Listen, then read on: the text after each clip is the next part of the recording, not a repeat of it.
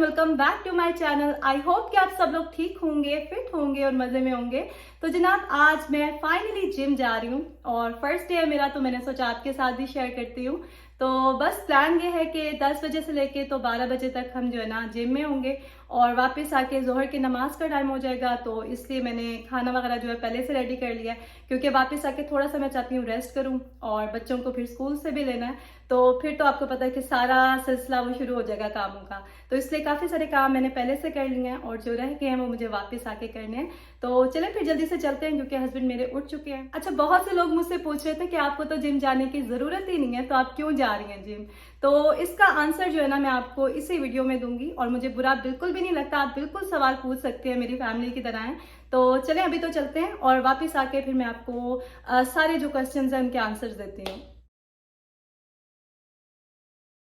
आज मेरा first day था जिम का, तो टाइम से पहले ही मैं रेडी हो गई थी ताकि साथ साथ जो है ना मैं इसे शूट भी कर लूँ और थोड़ा मेकअप भी किया था मैंने ताकि अच्छी सी वीडियो बने। वैसे भी मेरी स्किन जो है ना आजकल बहुत ख़राब हो रही है, इतने ब्रेकआउट्स हो रहे हैं और कंट्रोल ही नहीं हो रहा। तो जिम जाने की वैसे एक रीज़न है ये भी है कि मेरी स्किन जो है वो क्लियर हो जाए, क्योंकि ये आपको बहुत हेल्प करता है। जब आप एक्सरसाइज करते हैं, प्रॉपर वर्कआउट करते हैं ना, तो आपका ब्लड का फ़्लो जो है वो उससे बेहतर होता है और आपकी स्किन क्लियर होती है, उसमें ग्लो आता है। फ़ायदे तो वैसे बहुत सारे हैं एक्सरसाइज के, लेकिन मेरा मेन रीज़न क्या है जिम जाने का वो मैं अभी आपको बताऊँगी।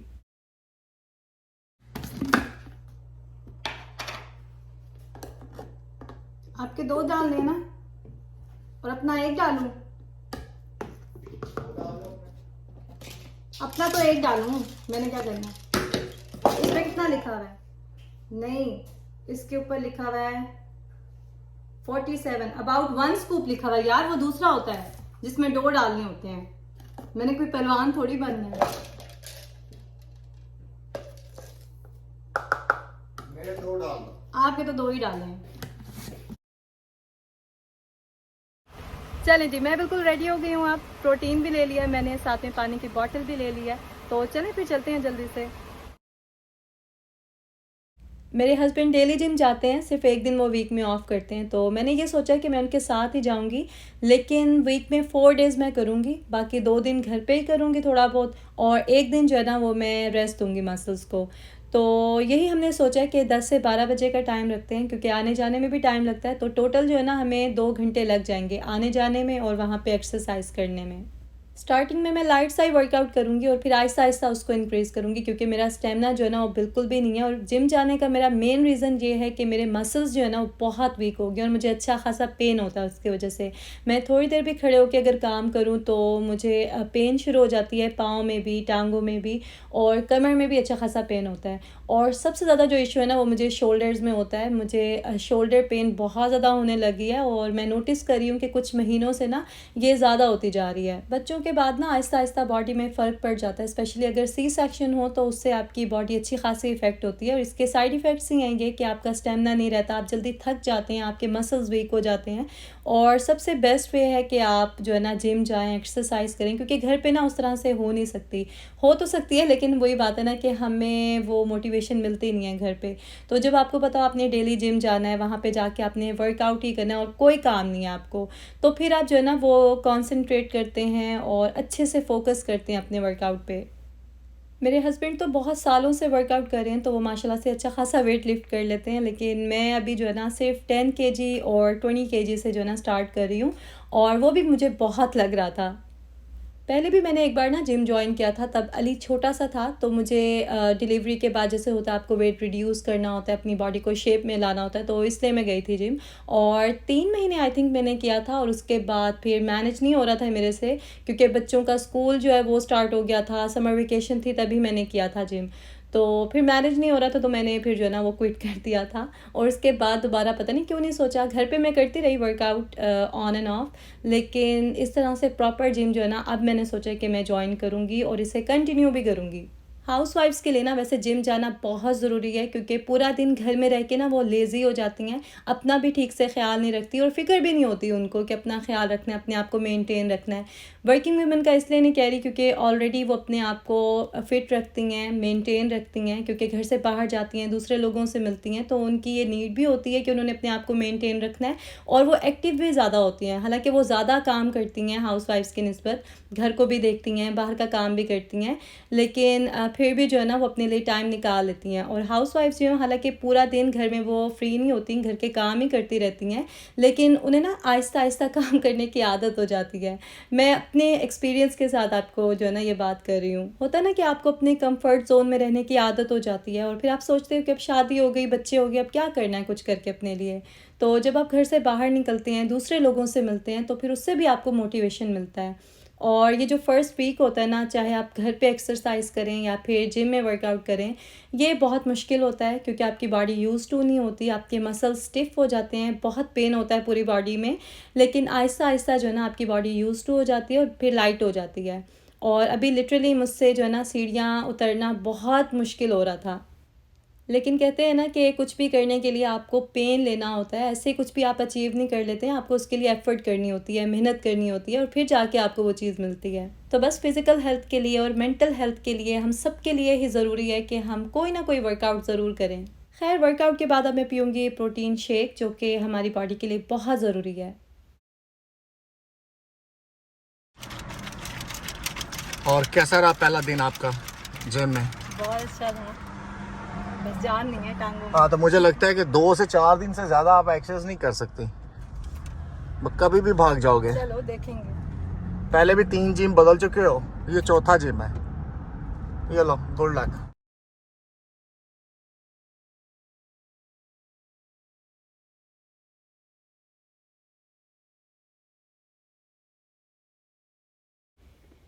گھر آنے کے بعد میں نے تھوڑا سا ریسٹ کیا، پھر اپنے ہسبینڈ کے لیے ناشتہ بنایا، کیونکہ میں نے تو ارلی مارننگ کر لیا تھا ناشتہ، لیکن میرے ہسبینڈ نے یہی سوچا ہے کہ وہ جم سے آنے کے بعد ہی ناشتہ کریں گے، کیونکہ وہ تھوڑا لیٹ اٹھتے ہیں اور میں صبح جلدی اٹھتی ہوں، تو 8 بجے میں نے ناشتہ کیا تھا، اور جم جاتے جاتے ہمیں 10:30 ہو گئے تھے، تو 2-2.5 گھنٹے کا جو گیپ آ جائے نا وہ ٹھیک رہتا ہے۔ اور بس ابھی میں نے آٹا گوندنا تھا، تو یہ مشین جو ہے نا بہت اچھی جا رہی ہے، اور مجھے کافی اس سے جو ہے نا ریلیو ملا ہے، کیونکہ میں نے بتایا تھا نا آپ کو، میرے شولڈرز میں بھی پین ہوتی تھی، اور میرے ہاتھ میں، میری رسٹ میں جو ہے نا وہ کافی پین کبھی کبھی ہو جاتی تھی۔ تو ابھی یہ ہے کہ مجھے کوئی محنت نہیں کرنی پڑتی، اور بہت اچھے سے آٹا اس میں گوندا جاتا ہے۔ تو آپ نے اگر لینی ہے اپنے لیے مشین اور صحیح انویسٹ کرنا ہے اگر آپ نے، تو کچن ایڈ کا لیں آپ، ڈو میکر۔ لیکن اگر آپ نے میری طرح سے اتنا زیادہ انویسٹ نہیں کرنا، آپ کا لو بجٹ ہے، تو پھر آپ کوئی بھی اور برانڈ دیکھ لیں، ریویوز دیکھ لیں اس کے، میں بھی دکھا دیتی ہوں آپ کو کون سا برانڈ میں یوز کرتی ہوں۔ اور یہ آفر میں مجھے ملا تھا اراؤنڈ $100، لیکن $100 کی پرائس میں نا آپ کو اچھے برانڈ کا مل جائے گا ڈو میکر۔ ہم ہاتھ سے جب آٹا گوندتے ہیں نا تو اسے سیٹ ہونے میں اچھا خاصا ٹائم لگتا ہے، لیکن ڈو میکر میں یہ فائدہ ہے کہ آپ 10-15 منٹ کے بعد بھی اگر روٹی بناتے ہیں نا تو بہت اچھی روٹی بن جاتی ہے، اور یوز میں بھی یہ ٹھیک رہتا ہے، اسے واش کرنا بھی ایزی ہے، اس میں سے ٹول نکالنا ہے آپ نے، اس کو واش کرنا ہے، اور یہ جو بڑا سا پاٹ ہے اس کو واش کر کے رکھتے ہیں۔ تو ویسے بھی آٹا ہم کسی پاٹ میں گوندتے ہیں تو پھر کنٹینر میں ہی نکال کے رکھتے ہیں، تو کوئی جھنجھٹ والا کام نہیں ہے، اس لیے میں آپ کو سجیسٹ کروں گی اگر آپ لینا چاہتے ہیں، آپ کو مسل ایشو ہے، کوئی پین ہے، تو آپ ضرور لیں اس کو۔ میرے مسلس تو اتنے ویک ہو گئے ہیں کہ آپ دیکھیں اس میں سے آٹا نکالنا ہی میرے لیے مشکل ہو گیا ہے، کیونکہ ابھی جم سے بھی آئی ہوں نا، تو اس کی وجہ سے بھی مسلس تھوڑے اسٹف ہو گئے ہیں، لیکن ویسے بھی نا مجھے پرابلم ہوتی تھی، کوئی چیز اوپر سے مجھے اٹھانی ہے، یا پھر تھوڑی دیر کے لیے بھی میں نے کچھ ہولڈ کرنا ہے نا اپنے بازوؤں سے تھوڑا اوپر کر کے، تو بہت مشکل ہوتی تھی مجھے، اور بالکل مجھے ایسے لگتا تھا کہ ٹیشوز ویک ہو گئے ہیں۔ میں نے ڈاکٹر سے اپنا اپوائنٹمنٹ بھی بنایا تھا، لیکن پتہ نہیں کیسے میرے ذہن سے نکل گیا، اور مجھے پتہ ہی نہیں چلا کب میری اپوائنٹمنٹ مس ہو گئی۔ نیکسٹ ڈے مجھے یاد آیا کہ میری تو اپوائنٹمنٹ تھی ڈاکٹر سے، اور پتہ ہے 2-2.5 مہینے کے بعد کی اپوائنٹمنٹ ملی تھی مجھے، تو کوئی نہیں، ابھی دوبارہ سے میں اپوائنٹمنٹ لوں گی، اور 2 مہینے کے بعد تو مجھے مل ہی جائے گا ٹائم، تو تب تک یہ ہے کہ میں جم جاؤں گی، اور اسے انشاءاللہ مجھے بہت فرق پڑ جائے گا۔ ڈاکٹرز ویسے بھی یہاں پہ جو ہے نا یہی سجیسٹ کرتے ہیں کہ آپ ورک آؤٹ کریں، اور اسپیشل ایکسرسائزز بتاتے ہیں وہ آپ کو کہ اس طرح سے کریں گے تو آپ کے مسلز جو ہے نا وہ اسٹرانگ ہوں گے، آپ کے ٹیشو اسٹرانگ ہوں گے۔ اور میں ویسے بھی میڈیسنز جو ہے نا وہ اوائڈ ہی کرتی ہوں، بہت زیادہ پرابلم ہو تو پھر ہی لیتی ہوں۔ اور بس یہاں پہ بچوں کو اسکول سے لینے کا ٹائم ہو گیا تھا، تو ابھی ہم لوگ واپس جا رہے تھے۔ آج میں جم گئی تھی، پتہ ہے What did you do there? راستے میں بچوں کو میں یہی کہہ رہی تھی کہ آج میں جم گئی تھی تو میری باڈی جو ہے نا وہ بھی بہت ٹائرڈ ہے، اور ایک ویک جو ہے نا مجھے لگے گا پھر باڈی نارمل ہوگی. تو آپ لوگوں نے میرے ساتھ کوآپریٹ کرنا ہے اور مجھے تنگ نہیں کرنا، گھر کے کام کرنے میں بھی میری ہیلپ کرنی ہے. تو اچھی ہیلپ کی ان لوگوں نے میری. اور آئتل یہاں پہ علی کو ہوم ورک کروا رہی تھی، میں نماز پڑھی تھی. تو بس تھوڑا سا اس نے ہوم ورک کروایا، اس کے بعد اس نے اپنے کارٹونز دیکھنے تھے، اور علی کو باقی کا ہوم ورک میں نے خود کروایا تھا. اور ساتھ ساتھ جو ہے نا میں نے سوچا کہ تھوڑی اسکن کیئر بھی کر لیتے ہیں، کیونکہ بہت دنوں سے نا میں کچھ بھی نہیں کر رہی تھی. وہ اس لیے کیونکہ بریک آؤٹس ہو رہے تھے مجھے، تو ایسے جب بھی ہوتا ہے نا میں سب کچھ چھوڑ دیتی ہوں. This, like a 2. Okay, draw 2. Then you're gonna make this, and then you're gonna draw another 2. Just connect it, and then like this. I don't know, like this. Ta-da! Oh, I didn't. You can color it, and you're gonna draw 2 orange ones on the other one. مجھے facial کیے ہوئے تو I think 2 مہینے سے بھی زیادہ ہو گیا، اور اسکن کو ایکسفولیٹ بھی میں نے اتنا زیادہ نہیں کیا ان دنوں میں.